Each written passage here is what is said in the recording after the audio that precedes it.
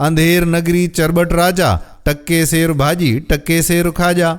दोस्तों, जॾहिं को ज़ालिम या बेअक़ल हाकिम थींदो आहे तॾहिं उन जी हुकूमत जो जल्दी ज़वाल अची वेंदो आहे, या जॾहिं को हाकिम रैयत जे हाल खां गाफ़िल ऐं बेपरवाह रहंदो आहे तॾहिं उन जे दौर में ज़ुल्म ऐं मुसीबत हद खां वधीक लंघी वेंदा आहिनि। अहिड़े वक़्त लाइ ईअं चइबो आहे, ॻाल्हि कंदा आहिनि त हिकिड़ो गुरु पंहिंजे चेले सां गॾु तीरथ कंदे हिकिड़े ॻोठ में अची पहुतो जंहिंजो नालो अंधेर नगरी हो। गुरुअ पंहिंजे चेले खे खाधे पीते जे शयुनि ख़रीद करण लाइ बाज़ार ॾांहुं मोकिलियो। चेले वञी ॾिठो त मार, हिते त भाॼी बि टके सेर त खाजा बि टके सेर। हुन छा कयो जो टके में खाजनि जो सेर ख़रीद करे पंहिंजे गुरुअ खे अची चयईं त गुरु जी, हिते ॾाढो मज़ो आहे, हर हिकु शइ टके सेर। ॾिस, मां बि टके में खाजनि जो सेर वठी आयो आहियां, तंहिं करे कुझु वक़्तु त हिते रही मौज करणु खपे। छॾियो तीरथ यात्रा जी पचर, अहिड़ा सुख किथे न मिलंदा। गुरु निहायत सियाणो हो, सो खेसि चवणु लॻो त भाई, हिन शहर जो नालो ई अंधेर नगरी आहे, हिते रहणु ख़तरे खां ख़ाली न आहे।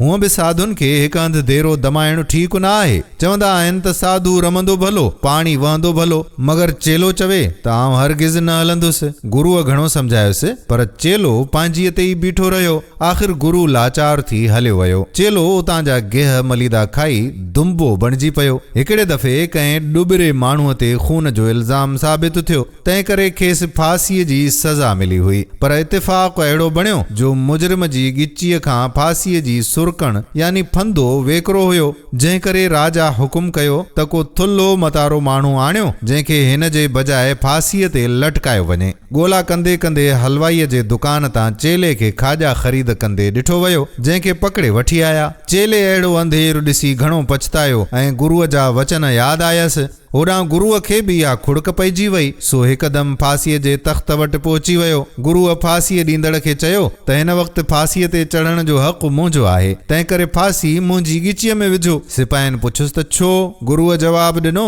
त हिन शुभ समिया में जंहिंखे फांसी ईंदी सो सिधो सुर्ग में वेंदो, यानी सुर्गवासी थी वेंदो। शास्त्रनि में बि ईअं ई लिखियलु आहे।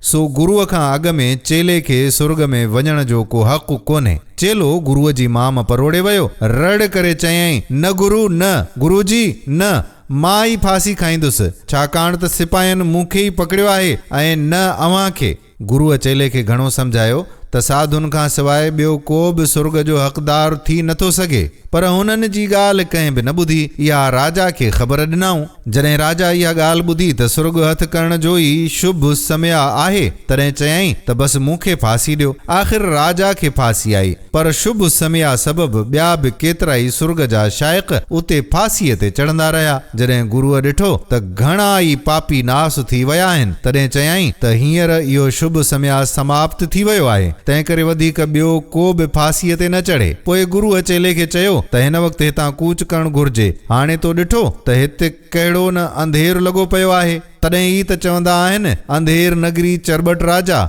टके सेर भाॼी टके सेर खाजा। दोस्तों, उमेद कजे थी त हीअ कहाणी बि अव्हांखे ज़रूरु पसंदि आई हूंदी ऐं पंहिंजे यारनि दोस्तनि सां शेयर बि कंदो। पंहिंजे यारनि दोस्तनि प्यारनि खे मेंशन बि ज़रूरु कजो। ईंदड़ वीडियो ताईं अव्हांजो मेज़बान क़ादिर बख़्श कल्होड़ो अव्हां खां मोकिलाए पियो। अल्लाह वाही।